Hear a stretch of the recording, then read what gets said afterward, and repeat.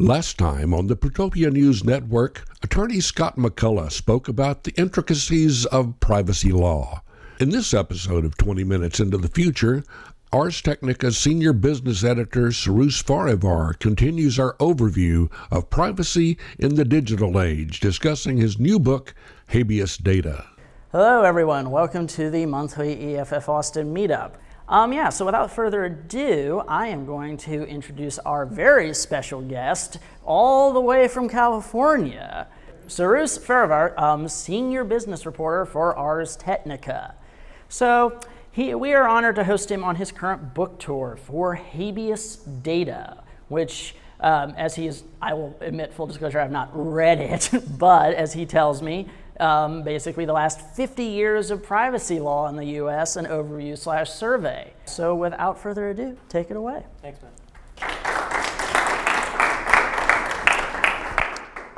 Thank you so much. Thank you to EFF-Austin for hosting me. Thank you to my man Scoop on the ones and twos over here.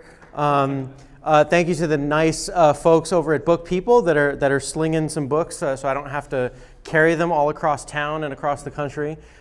I'm the guy on Ars that wears this silly hat a lot. How many of you guys read Ars Technica? All right. So if you like what you hear tonight, if you don't already read my stuff on Ars Technica, I think you might find it enlightening. I write probably 80% of the time or so on a lot of these issues that we're going to be talking about tonight. I write about the law, I write about surveillance, I write about law enforcement technology, I write about privacy, I write about policing, I write about all of that stuff and how all of those things intersect. This book really in many ways is kind of a culmination of the last 6+ years that I've been writing at Ars. And as I often say, I have fallen further and further and further down the never-ending privacy rabbit hole, which I'm sure you all are well down to. It's a big hole. But yeah, so it's really a pleasure to come out here. I haven't been back to Austin in a number of years. As I was saying earlier, I had way too much barbecue this morning on my drive over from Houston. I had brisket. I also had breakfast tacos. So I stopped at Buc-ee's. So I'm trying to ingratiate myself into your lovely state as much as I can.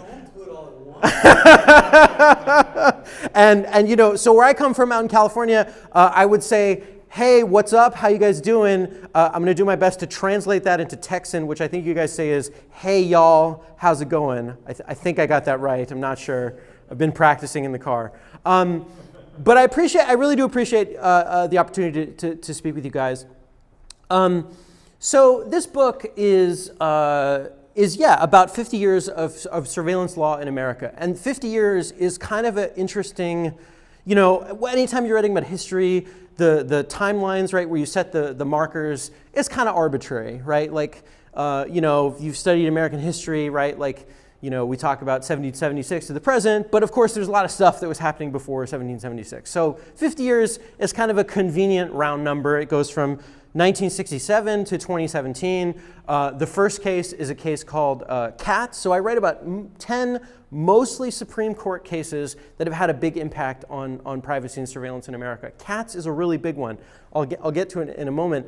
But the phrase that comes out of that, how many of you guys have heard the phrase reasonable expectation of privacy? Okay, how many of you guys know where that phrase comes from? All right. So our friend in the back probably already knows this, so I apologize. But this phrase, reasonable expectation of privacy, comes from this 1967 Supreme Court case called Katz, K-A-T-Z. And it's a really fun and interesting case. So that's chapter 1 of my book. So I'm going to give you a little spoiler of chapter 1. All the way to the end of the story, 2017, is a case that I touch on a little bit in the book, a case called Carpenter, which is a much more recent case. It was argued before the Supreme Court at the end of last year. It was decided just a few months ago by the United States Supreme Court. In the Carpenter case, it involved, well, actually, I'll leave the Carpenter case for a little bit. The Katz case involves a guy in Hollywood in 1965 who likes to gamble. Charles Katz is a guy who likes to gamble on college basketball, college football. He likes to wear suits. He likes to walk down Sunset Boulevard from his apartment a few blocks away. He likes to walk down to a certain bank of phone booths in front of the Chateau Marmont Hotel, which is a still very fancy hotel that still exists in Hollywood. Next time you go to LA, I'm sure you all stay there. I've stayed there a lot of times, as I'm sure you can tell. There used to be a bank of phone booths right across the street from the Chateau Marmont Hotel, 3 phone booths in a row. I'm 36 years old. I'm old enough to remember what phone booths are. Believe it or not, I have stepped into a phone booth and actually used it. I do know what they are. So this guy, he would walk just a few blocks away, go into the phone booth, close the door, call his bookies in the East Coast, bet on college basketball and whatnot. And he did this so often, he drew the attention of the LAPD and the FBI, because of course interstate gambling, then as now, is illegal.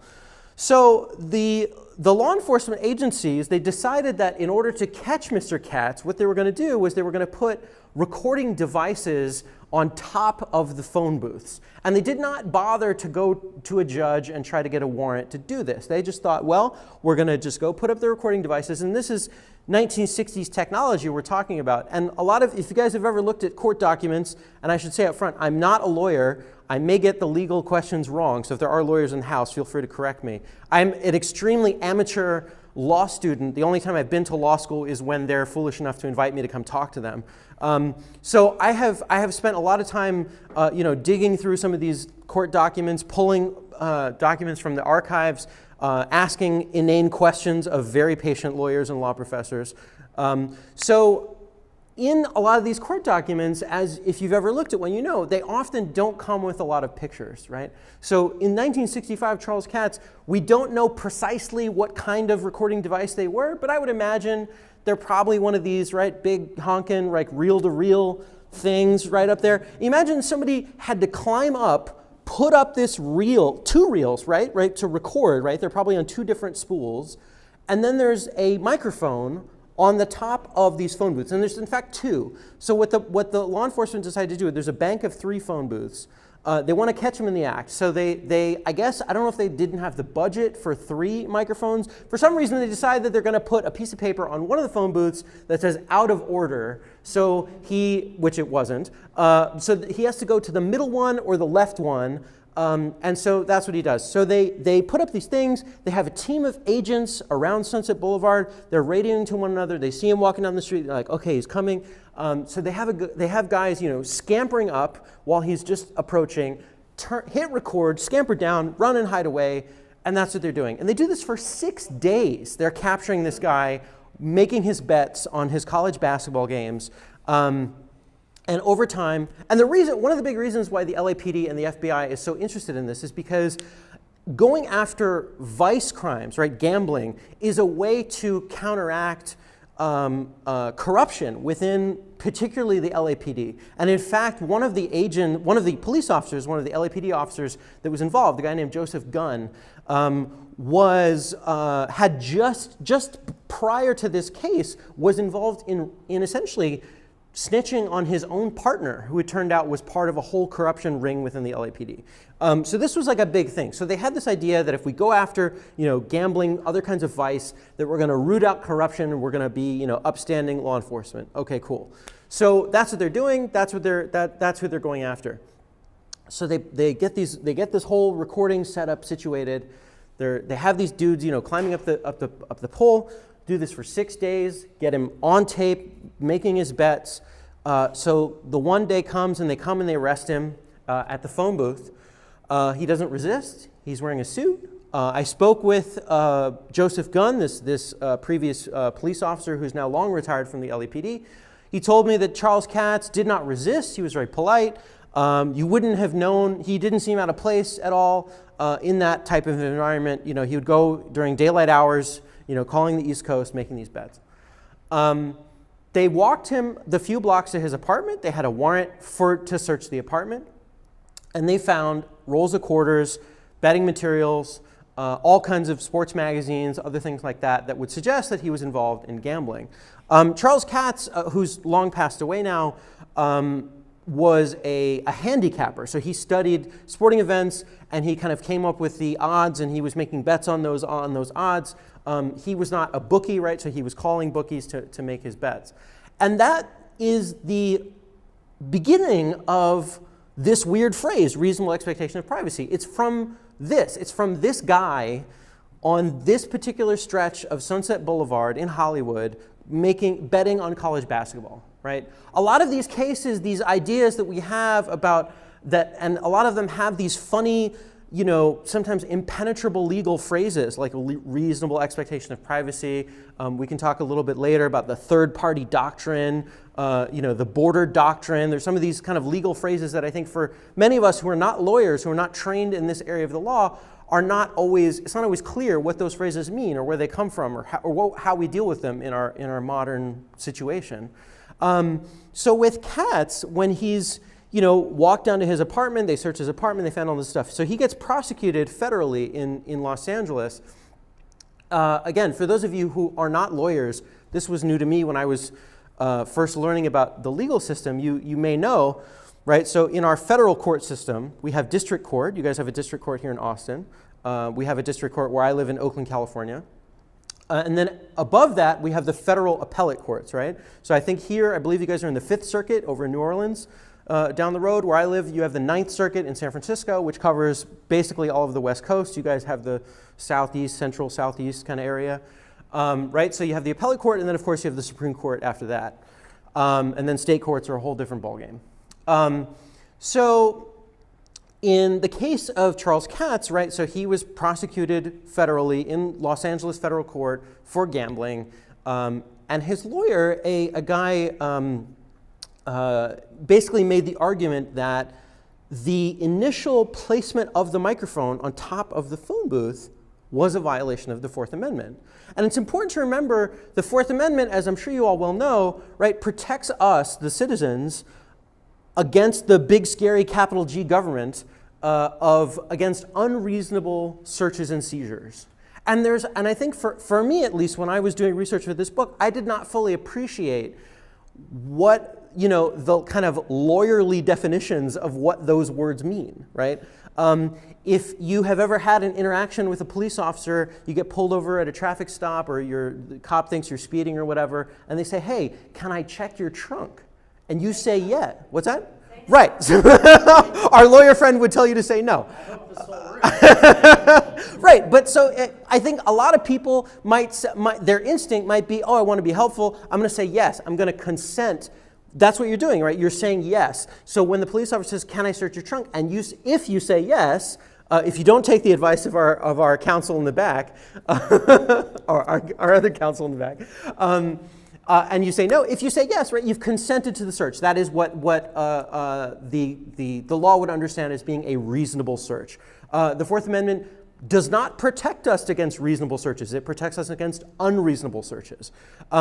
In most circumstances, the way that reasonable searches are effectuated is either through consent. That's one way. Another way is when the police get a warrant, right? That's a very common thing, right? The police think I'm dealing drugs out of my house. The police go to a judge and they say, "Hey, we think Cyrus is a bad dude. We think for X, Y, and Z reasons that he's dealing drugs out of his house.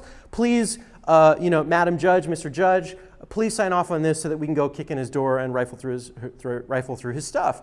And we consider that as a society to be a reasonable search. A neutral magistrate has approved and said, "Yeah, that's fine." But there are lots of things. And again, I didn't fully appreciate this until somewhat recently. There are lots of things that are not searches, right? There are lots of things that law enforcement can do, that the government can do, that we might not think of as being, we might feel like maybe a little bit creeped out by them, but they're not considered to be violations of the Fourth Amendment, right? So if the police was walking down the street right now, they might see that I parked one of those silly scooters out front, right? They could see me wearing this dumb hat and these black shoes and carrying, a blue book in the back of my, belt loop in the back.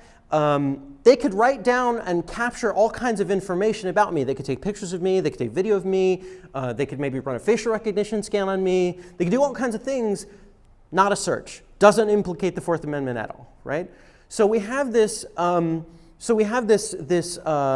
situation with Mr. Katz, where he gets recorded up on the phone booth. And it's interesting that in that situation, the police, law enforcement chose not to seek a warrant for that that circumstance, they probably would have gotten one. And a lot of these cases, if you actually sit and read my book, which I think you should, but in many of these instances, had the police tried to get a warrant, had the federal agency tried to get a warrant, they probably would have gotten one.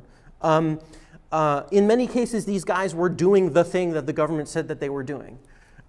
So in the case of Charles Katz, they didn't have a warrant to place the microphone on the phone booth. And that's what his defense attorney really seized on and made a Fourth Amendment challenge, said, hey, this is a search, this violates the Constitution, you need a warrant to do this.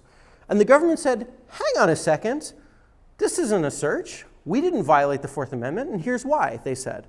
They said because prior to 1960, so this is like 1965, 1966 when this case is going on. So prior to that, the kind of Fourth Amendment bedrock case was a case out of the Prohibition era out of Seattle, a case called Olmstead, right? So this is like basically everything I know about Prohibition I learned from watching the movie Dick Tracy when I was a kid, right? I mean, I assume everybody wears fantastic suits and has cool watches and like, all the like, women, serving illegal liquor have those cool like flip, briefcases that they can flip from cigarettes to booze like in a moment's notice. I assume that's how all of Prohibition was.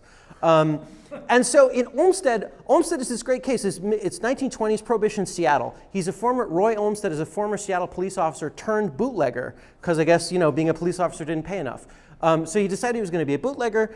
And so he's running liquor all over the Northwest. And as you might have guessed, he gets busted for running liquor. Again, case gets prosecuted locally, gets all the way up to the Supreme Court.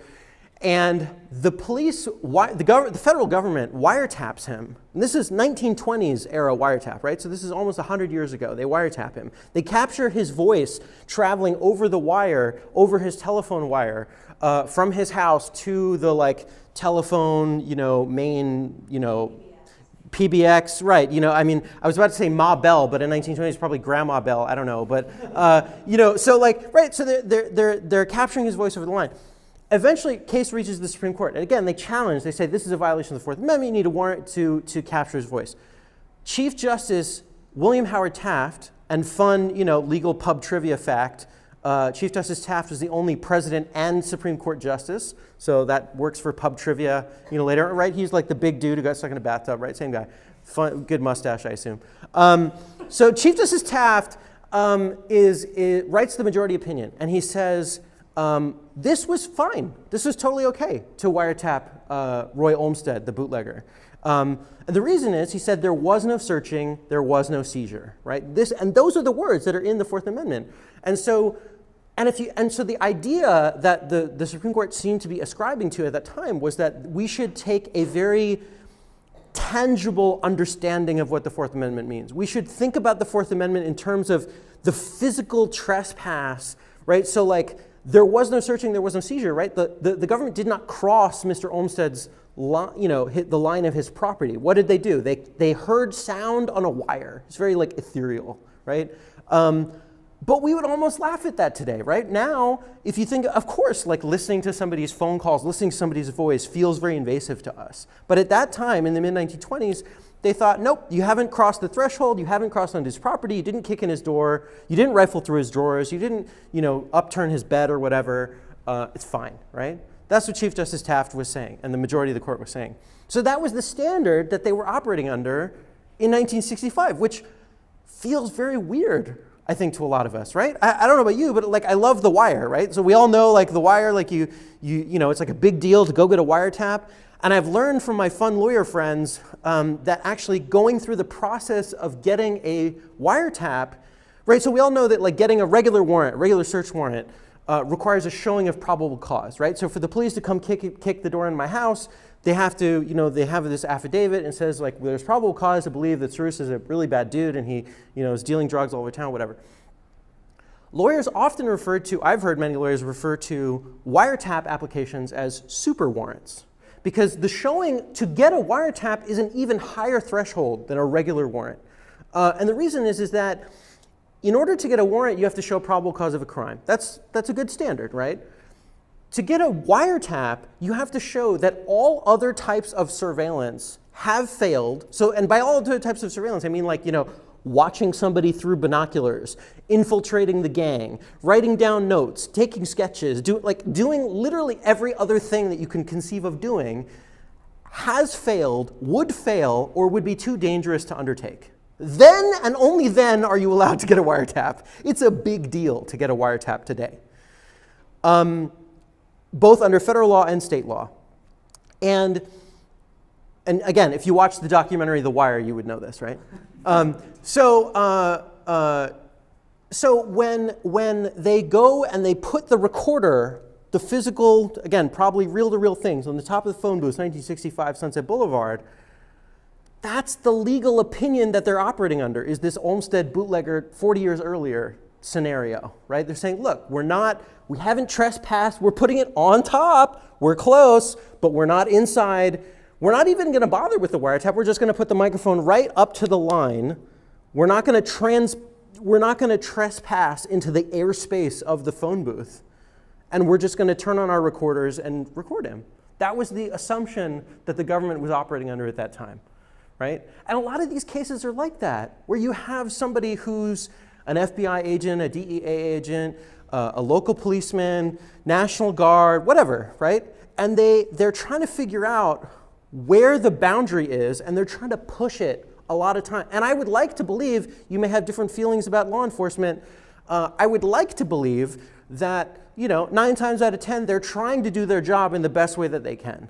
And maybe sometimes they push a little bit too far. If you're a little bit more pessimistic about law enforcement, you might say, well, they're a bunch of thugs anyway, and screw them. But and that's fine. But I would like to believe that they're trying to do what they're supposed to do. We all want police to solve crimes, especially serious crimes. So that's where you get this situation in Katz, where they have this recorder up on the top of the phone booth. They get up, the case gets challenged to the Ninth Circuit and then up to the Supreme Court. And again, the lawyers in the room or people who are more familiar with the legal system, you may already know, the vast majority, the overwhelming majority of cases do not reach the Supreme Court. When a lawyer appeals up to the Supreme Court, more than 9 times out of 10, it gets rejected, right? So only a teeny tiny fraction of cases are heard by both the US Supreme Court and also by the state Supreme Court, Texas Supreme Court, California Supreme Court, whatever. Most of the time, the appellates are automatic in the sense that, not the appeal is automatic, but if it is appealed, it does have to be heard. But if it's appealed up to the Supreme Court, it doesn't have to be heard. So and to use the legal jargon, if the Supreme Court grants cert or they deny cert, they don't hear it. But if they grant cert, then they get to hear it. Okay, so Katz gets granted cert. These 2 lawyers from LA go up and they argue on behalf of Mr. Katz that this search was unconstitutional. And when they finally get to the Supreme Court ultimately agrees with them in a 5-3 decision. And the reason why it was 5-3 and not 9 justices, we've all been getting an education with the whole thing with Justice Kavanaugh, who I think took his seat today, I think, if I'm not mistaken. Right, so you may remember if you've read a little bit about Supreme Court history, a lot of times when new justices come, especially if they've come from a government position or if they've otherwise maybe had a conflict, if they've come from the office of the Solicitor General, which is the office that the government sends their lawyers from to argue cases. So in the case of Katz, Thurgood Marshall had just been onto the court coming from the Solicitor General's office in 1967. So he did not take part in the Katz decision, which is why it was 8 justices instead of 9. In the end, 5-3, the court agreed that a phone booth, like a taxi, like a hotel room, like an office, like a home, is a place where you expect to have privacy, is a place where you reasonably expect that the government is not watching you, hasn't put a microphone outside your door or your window or your phone booth.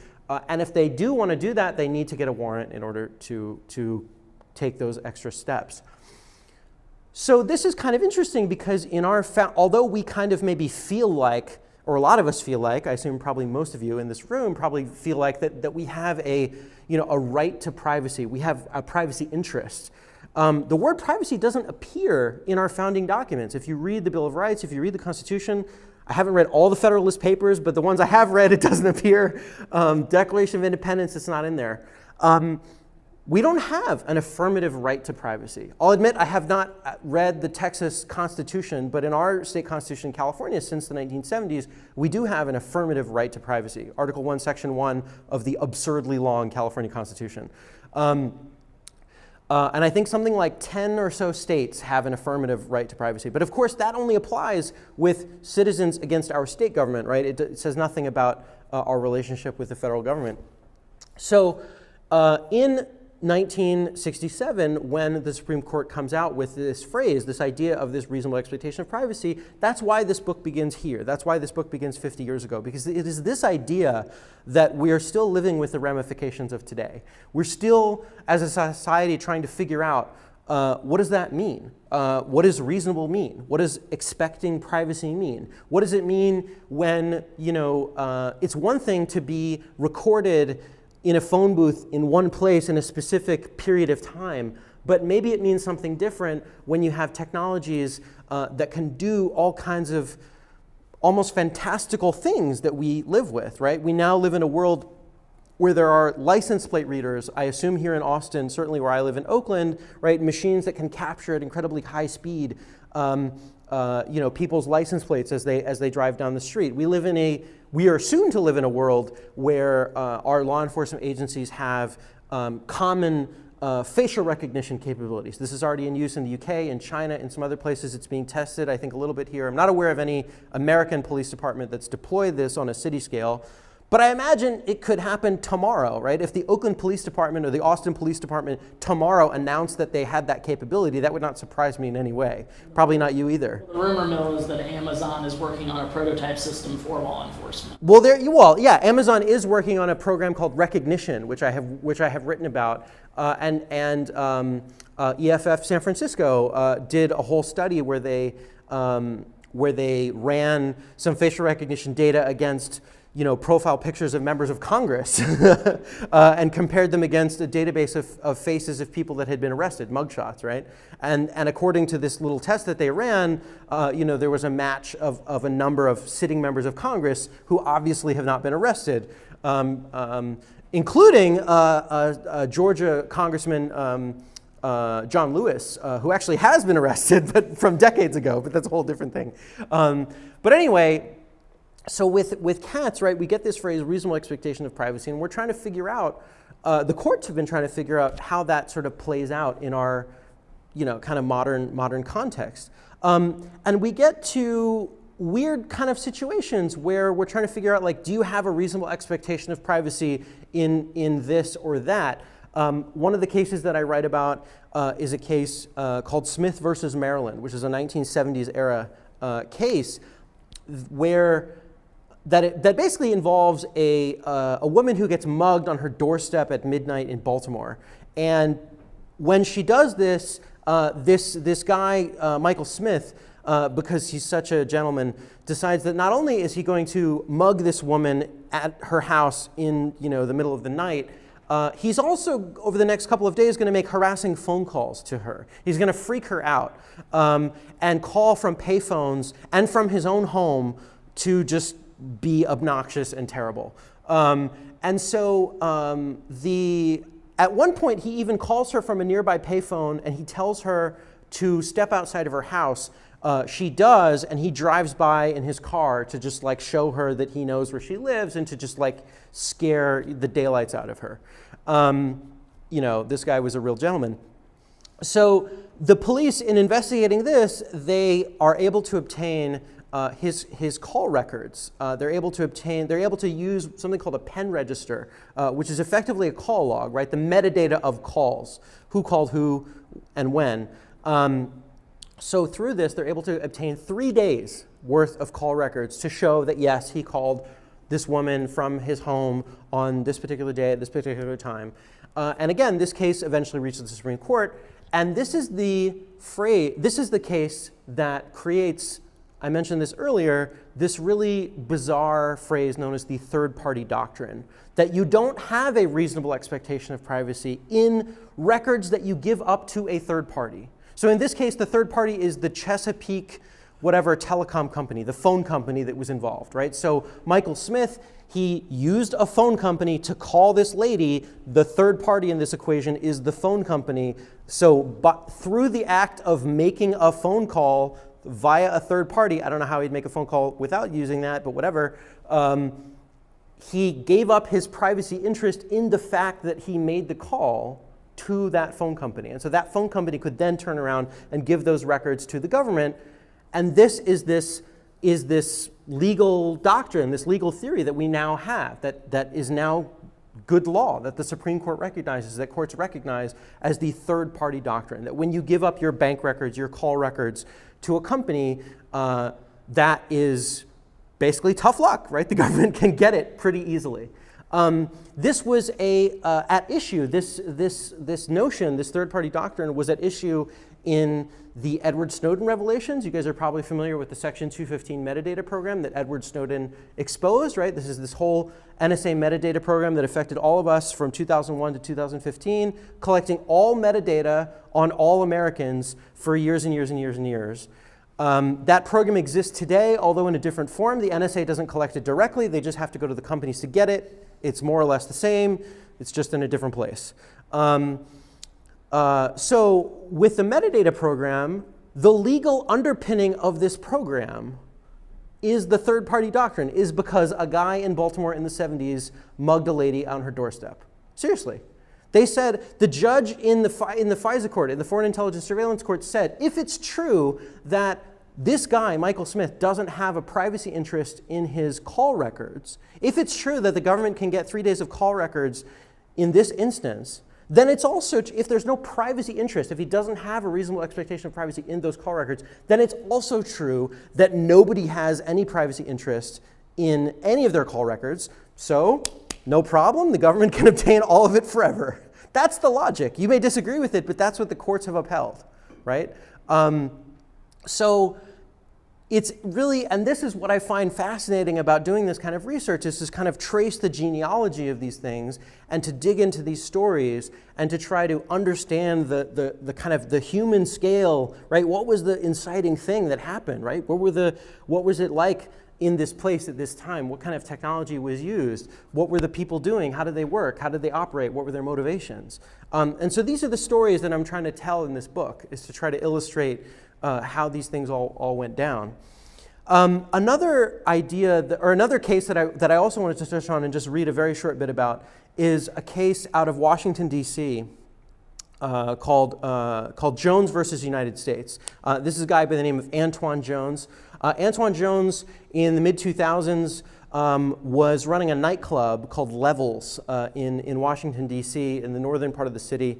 As you may know, in D.C., their police department for the city of D.C. Is called the MPD. It's not called the DCPD. It's called the Metropolitan Police Department, just 'cause. So the MPD, Antoine Jones, in addition to running his nightclub Levels, which was across the street from an MPD facility where they were storing police cars and stuff, he also was, trafficking in fair amounts of narcotics across the street from a police facility, because he's ambitious, I guess. I don't know. But so he was doing that. The police were onto him. The DEA was onto him. They said, okay, here's what we're going to do. We're going to put a GPS tracker. We're going to put a physical GPS tracker on the underside of his car. And actually, we're going to do the right thing. We're going to get a warrant. We're going to go to a judge, and we're going to say, we think Antoine Jones is a bad dude, and so we're going to track his movements all over the place.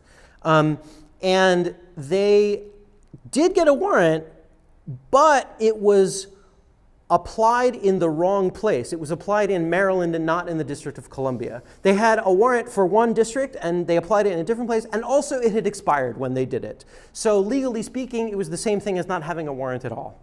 So they tracked him around DC for 28 days, and they caught him dealing drugs, and they arrested him, and they prosecuted him. Again, he was prosecuted locally in DC, went up to the appellate court, and then on up to the Supreme Court. And the question was, again, looking at this question of reasonable expectation of privacy, because prior to Jones, there was this other case from the early 1980s called, how many of you guys watch Breaking Bad? Or Better Call Saul, I guess, is the newer version, right? Okay, so if you watch Breaking Bad, it's an awesome show. there's this case that I also read about in the early 1980s called Knott's, Knotts, like Knott's Berry Farm in Southern California.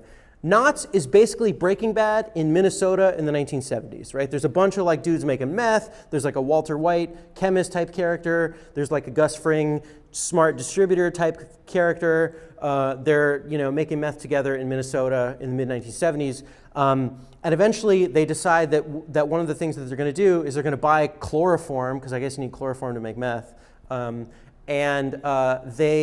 They buy a drum, like an oil drum size amount of chloroform. The police are onto this, and they put what's described as a beeper. This isn't like a 1990s pager like from The Wire. This is a low-range FM transmitter. If you've ever had one of those things in your car to like hook up to your iPod or your phone or whatever, right? It's a short-range transmitter. And so they track the movements of this barrel and of this car and of this gang from the Twin Cities, 100 miles away, to Shell Lake, Wisconsin, and they watch as they drive down the highway. They eventually find the drug cabin behind a secret wall, because you gotta have a secret wall. And they get a warrant to search the cabin, and they bust these guys. And again, this is Knott's, the Minnesota crew. They're challenging the initial placement of the beeper, and they say, hey, this is a violation of the Fourth Amendment. You can't just place stuff on beepers and watch us around. Ultimately, the Supreme Court says, guess what? You don't have a reasonable expectation of privacy when you're in public. When you're traveling down a public highway, anybody can see you. The police can put 100 officers, could put 200 officers. They can see you, whether they're in a helicopter or on foot or on horseback or whatever. Putting a beeper is not that much different, the court said, so it's all good. So we get to Washington, D.C., to the 2000s. Our friend Antoine Jones with his Levels nightclub that a local website described as swanky. Antoine Jones is being tracked all over town for 28 days, again, gets arrested, gets challenged up to the Supreme Court. The argument, as you might imagine, that the government made was, hey, even though our warrant was expired, we didn't need a warrant to begin with. We didn't need a warrant because no reasonable expectation of privacy. We're just tracking him around town. It's not a big deal. Antoine Jones's attorneys are like, hang on a second, tracking a guy's movements for 28 days, at intervals of seconds, communicates quite a lot of information, right? If you're putting a physical device on somebody's car, on your champagne-colored Jeep Grand Cherokee, which Antoine Jones had, and driving it all over town, you're going to learn quite a lot about him. You're going to learn that, yeah, maybe he's meeting with his drug dealers over here, maybe he's going to church on Sunday over here, maybe he's going to his grandma's house over here, maybe he's going to a ball game over here, whatever he's doing. And probably a lot of that has nothing to do with his criminal activity. So if the government wants to be able to track him in this way, they should have to get a warrant. So this was the question that the Supreme Court was asked to resolve in this Jones case. So this was heard in the 2012 Supreme Court, so not that long ago, right? Just 6 years ago. So I'm just going to read to you for a moment just a little bit about that case, so you get sort of a flavor of this. So in 2012, right? So today we welcome Justice Kavanaugh, despite what you may think of him, to the Supreme Court. He takes over from Justice Scalia, not Justice Scalia, Justice Kennedy, who stepped down earlier. In 2012, the U.S. Supreme Court had 5 notable holdovers from 2001, including Antonin Scalia, Anthony Kennedy, Ruth Bader Ginsburg, Stephen Breyer, and Clarence Thomas. Rounding out the court was Justice Samuel Alito, a conservative, along with Sonia Sotomayor and Elena Kagan, 2 liberals. Representing the government, again, was Michael Dreeben, who argued for the government in Kylo. That's another case that I write about that involves marijuana in Oregon. It's a wholly different case that's also interesting. As Deputy Solicitor General, right? So he's the government's lawyer, Michael Dreeben. And again, fun legal pub trivia fact, Michael Dreeben he's a longtime DOJ veteran. He's on the Mueller investigative team, and he appears in a lot of these kind of 90s, 2000s era Supreme Court cases from the Office of the Solicitor General, arguing the government's position. As the petitioner, the government spoke first, right? So the government lost the case at the appellate level, so they're the ones appealing up to the Supreme Court. Mr. Chief Justice, and may it please the court, Dreeben's somewhat high and reedy voice and tone. Since this court's decision in Katz versus United States, the court has recognized a basic dichotomy under the Fourth Amendment. What a person seeks to preserve as private in the enclave of his own home or in a private letter or inside of his vehicle when he's traveling is a subject of Fourth Amendment protection. But what he reveals to the world, such as his movements in a car or on a public roadway, is not. In Knotts versus the United States, this is the Minnesota meth gang, this court applied that principle to hold that visual and beeper surveillance of a vehicle traveling on the public roadways infringed no Fourth Amendment expectation of privacy.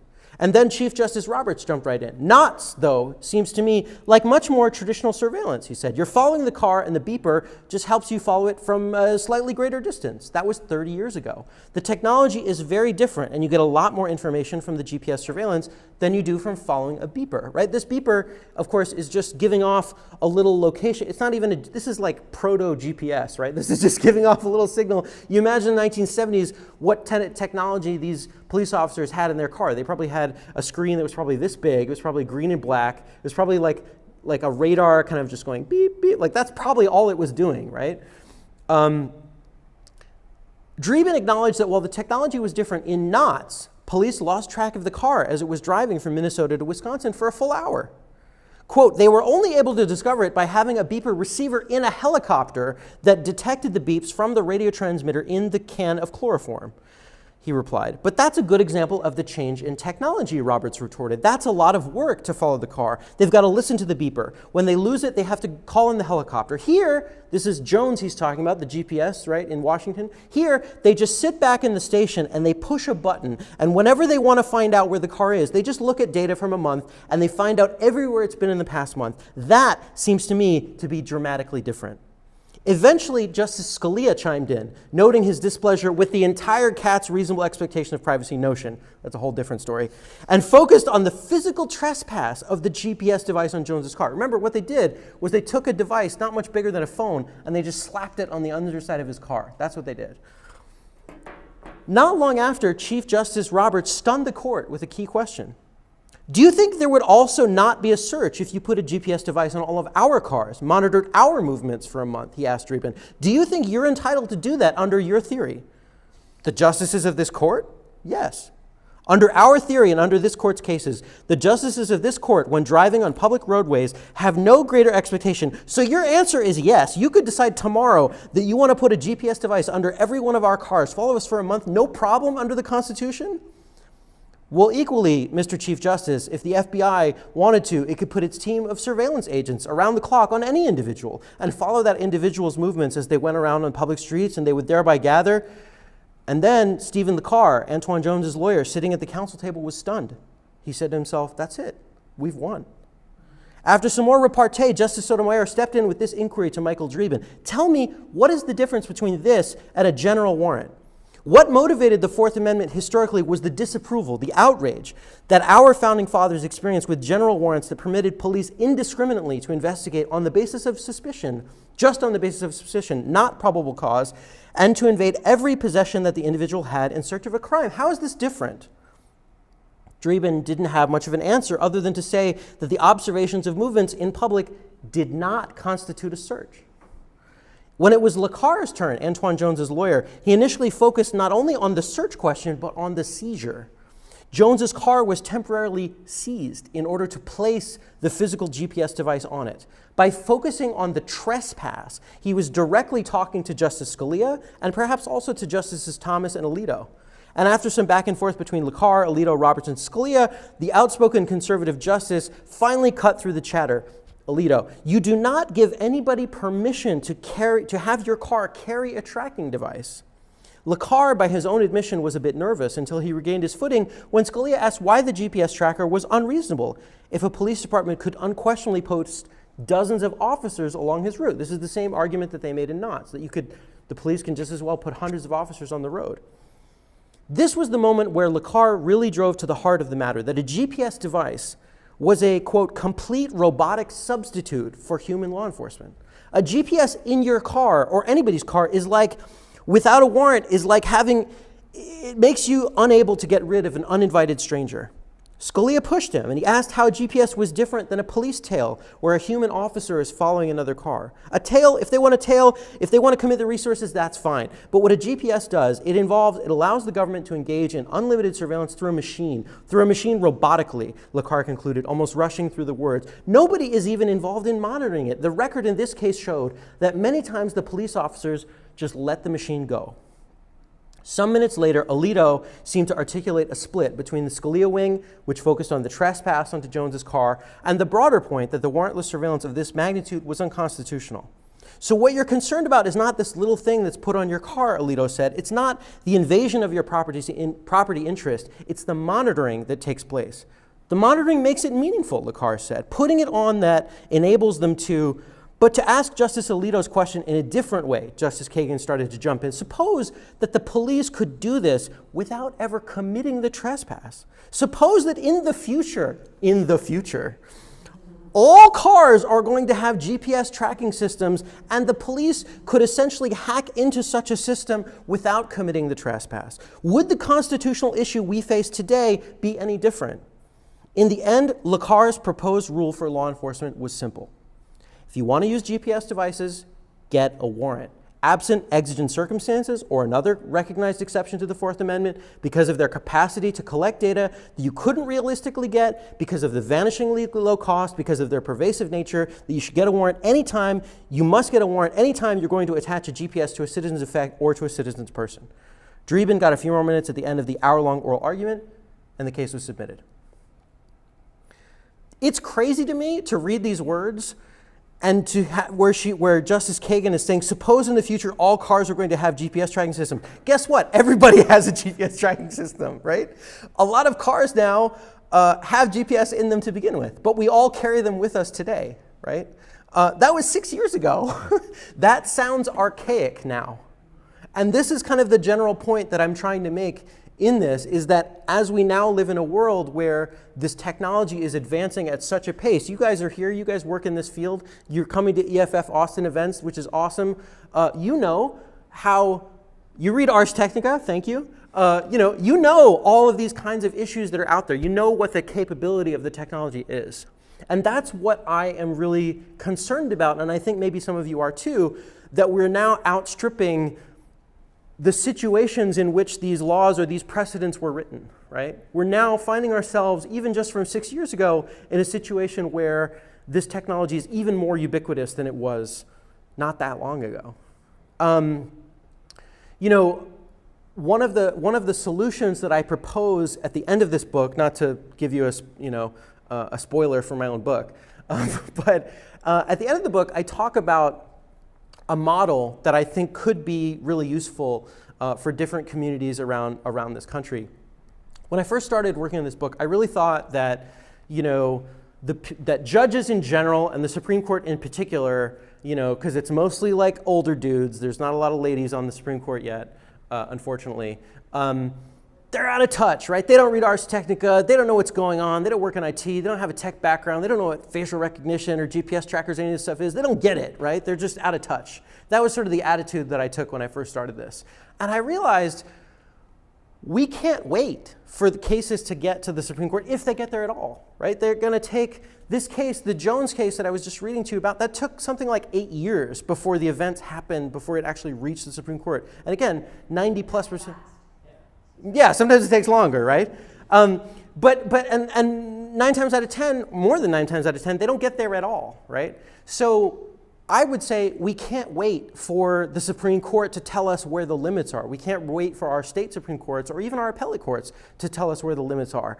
I would encourage communities and state legislatures to think hard about what kind of limits we want in our communities. So one model that we've done in my hometown of Oakland, California, is we have something called the Oakland Privacy Advisory Commission. This is a body, every commissioner is appointed by a city council member. They represent the entire city, all 8 districts plus the at-large members. They also have a liaison with the city and a liaison with the police department who don't vote. But they have regularly scheduled, regularly agended, very boring, perfunctory meetings where they talk about the nitty-gritty of this kind of stuff, about what kind of technology should our city be in the business of getting. Because what happens now in many communities, I assume here in Austin as well, is a hopefully well-intentioned law enforcement official comes before a city council or a county government or state government, and they say, hey, we've got this $500,000 grant from DHS or from DOJ. the city doesn't have to spend a dime, the county doesn't have to spend a dime. We want to use it to buy Stingrays, cell site simulators. We want to use it to buy license plate readers. We want to use it to buy drones. We want to use it to buy body cameras, whatever, right? All kinds of stuff. Because terrorism or something, right? Like they give some very kind of generic, hopefully well-intentioned reason, but in reality, they're using it to, bust drug dealers, bust burglaries, bust regular crime that happens in every city. And in many instances, the city legislators themselves, the county legislators themselves are unaware. I think most citizens are unaware of how the technologies are actually used in day-to-day situations. So you end up with, where my county sheriff, the Alameda County Sheriff, has 6 drones right now. I don't know how many drones the Travis County Sheriff has or the Austin Police have, but it would not surprise me if they already did have drones now. Okay, there you go. And so, and if you were to ask, I don't know how good you guys are about making sure that your sheriff or your police department have adequate policies for describing the circumstances under which those drones can be used.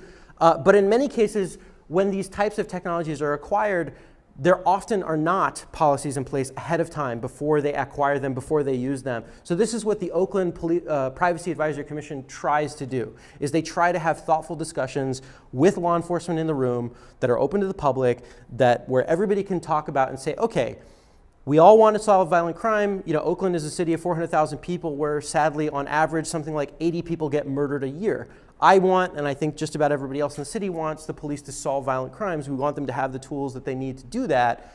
But we don't like the idea of drones just flying around all over every time, willy-nilly for no reason. So this is what the Privacy Commission in Oakland is trying to do. And I'm not aware of any other city in America that has a model like this. They've been doing it for a couple of years. It really got catalyzed in the wake of our friend Edward Snowden from 2013, where some local citizens found out, literally in the same month, June 2013, when Snowden became known to most Americans, there was again, one of these grant measures, some, hopefully well-meaning functionary came before the Oakland City Council and said, hey, we want to accept all this federal money in the name of port security. The Port of Oakland is the 5th largest port in America. And they said, we want to protect that because terrorism, and can we accept all this money to put in all this surveillance equipment, to tie in the existing surveillance equipment that we have in our schools, on our streets, at our port, all these places. And there was a very vociferous protest from a lot of activists that came to the city council and yelled. I don't know if your Austin City Council meetings are like ours, where they often go late into the night and people are often yelling at 1 o'clock in the morning. I don't know about you, but not a lot of great policy making tends to happen at 1 o'clock in the morning, which is why I think the Privacy Commission is a good model.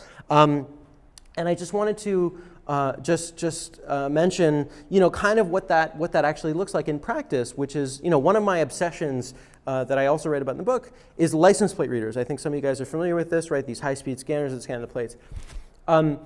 When I went to one of the Privacy Commission meetings where they were talking about what is the appropriate retention period, what is the appropriate length of time that the police should be able to keep the data of the scans. This plate was seen at this GPS location on this day at this time.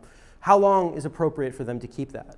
And again, because of our friends Knott's, the Minnesota meth guys, the legal underpinning of why that's allowed is because you don't have a reasonable expectation of privacy in public. So you drive down, you don't expect that you cannot be, you expect that anybody can see you, so the legal theory follows.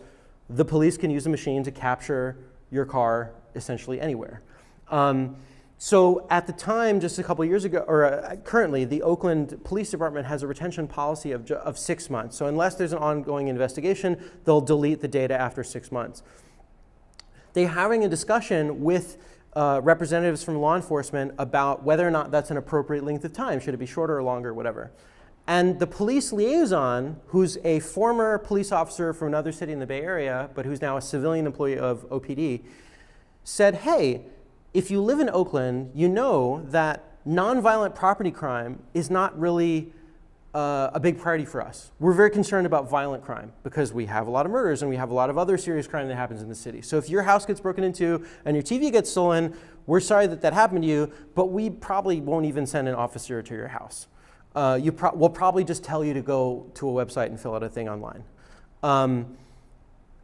We're also backlogged. We're also understaffed, right? So we have a backlog for nonviolent property crime of something like 7 or 8 months. So if we have to delete after 6 months, we can't avail ourselves of that resource. So if it were up to me, this guy was saying, I would prefer a 9-month retention period because I think that more fits the reality of what we're dealing with. And so I was sitting there, and I would say if it were up to me, I would be more in favor of sort of a catch and delete type of policy. You scan, if it matches some investigation, cool, you get to keep it for a bit more, but if not, then delete. That would be my preference. But what the argument that this guy was making of 9 months and we're backlogged and we're understaffed, like, that's not crazy to me. Like, that's like a reasonable argument. We can have a discussion about whether or not that makes sense or doesn't make sense. Ultimately, they didn't change the 6-month policy, but that moment gave me hope that there was an opportunity there to have a reasoned dialogue with people to try to balance the two things that we want. We want to balance our civil rights and civil liberties with also the need to effectuate law enforcement. That's, I think, what we all want. And right now I feel like that oftentimes that is kind of out of balance. So my hope is that by writing this book and talking to nice, beautiful people like you, that we can help to get that a little bit more in balance. So thank you for your time. Cyrus Farivar's book, Habeas Data, is available online or at your local bookstore. You may follow Cyrus at arstechnica.com. You can hear more of his presentation, a question and answer session, by going to plutopia.io and clicking on the YouTube tab. Special thanks to Kevin Welch and EFF-Austin for hosting both privacy forums featured on our podcast. I'm Scoop Sweeney. This is the Plutopia News Network, 20 minutes into the future.